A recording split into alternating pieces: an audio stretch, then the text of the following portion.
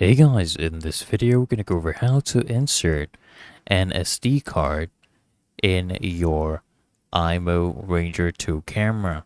So first you need to locate the SD card slot. As you can see right here, this is the micro SD card slot. Before you even reach here guys, so this is what it actually looks like, right?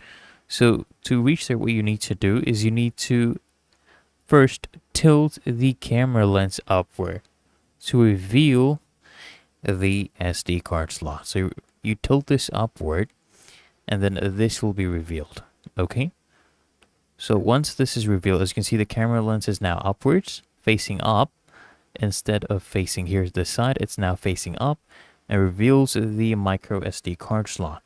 So what you do guys is you carefully insert the SD card into this slot, ensuring that it has the correct orientation. Okay, insert it as such, make sure it's at the correct orientation, and just push until you hear a click. Okay, push the SD card into the slot until you hear a clicking sound, which indicates that it's properly seated. Okay, just go ahead and do that, and it's really that easy and simple.